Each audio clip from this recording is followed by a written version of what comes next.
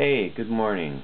So I'm going to talk a little bit about access to music that you want to hear, albums that you want to hear, or recordings you want to hear.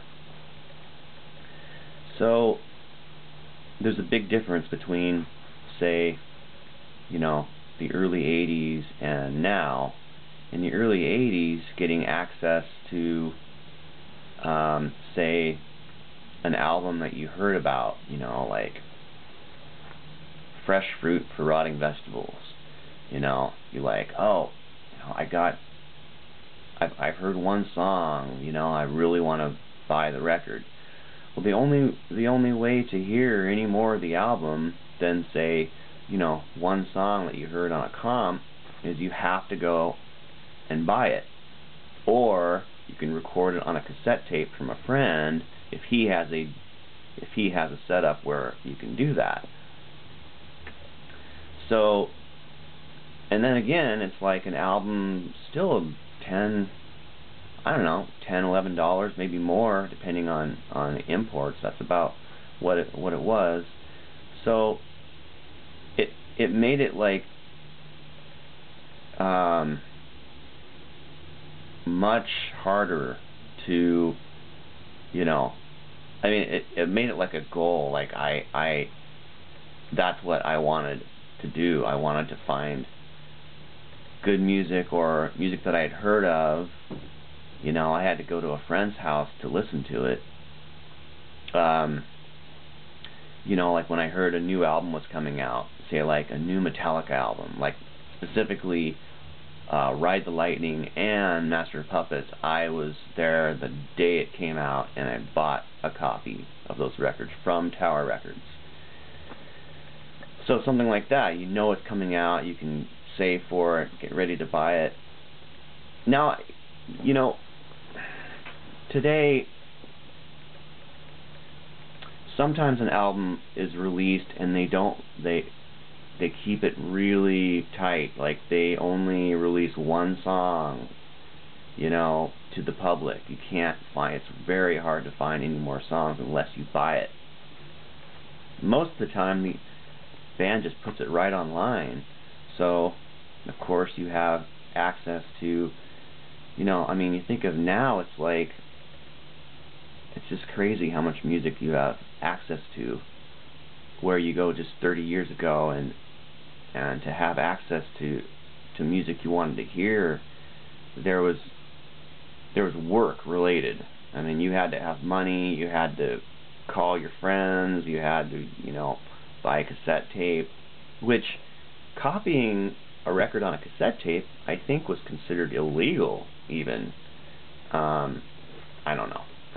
Still, it's like, I guess it's considered illegal to have MP3s of an album you didn't buy, maybe, I don't know. Anyway, but you know what, for me, now, still, when an album comes out, I can listen to it online, but it does not do it for me. I want a copy. I want to own a copy, whether it's a CD or vinyl, like something that's released. Like, just listening to MP3s just doesn't do it. It's cheesy. It is. It's like, have a copy, right? That you can listen to, you can listen to in your stereo, you can listen to in your car. So I'm still in that headspace where I have to have a copy, even if I can listen to it a million times on YouTube or whatever. But if I don't have that copy, it's not the same. I have to have the copy. I'm serious. That's how I still am. I'm still like that. I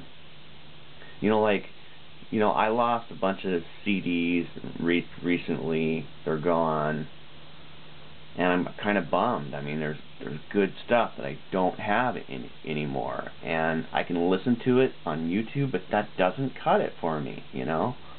Stuff like Breeder's Last Splash, gone. The first two Alice in Chains albums I really like. They're gone. Velvet Underground albums are gone.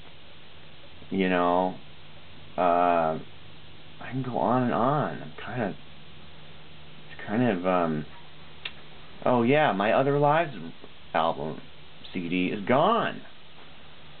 So it's a little frustrating. So I got to rebuy a bunch of CDs. So anyway, I'll stop talking about that. But there is something to like having a copy. You know, having a copy that you can play in different places. You know, I think Spotify and all that is fine. I'm not anti Spotify and streaming, but it's just not. It's a invisible digital. You know, it doesn't.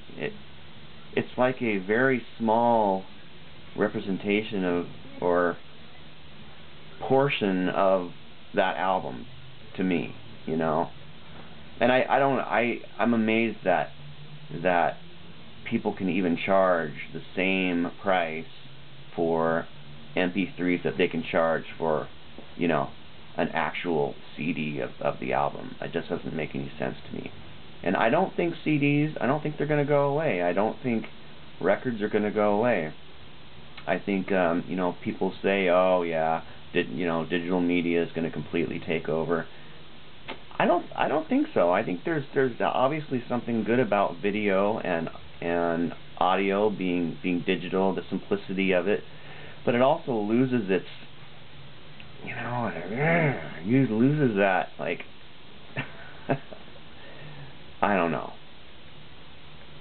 I will always like real media I can hold in my hand and take to a friend and go like, watch this, play this, you know, VHS, you know, look, whoops,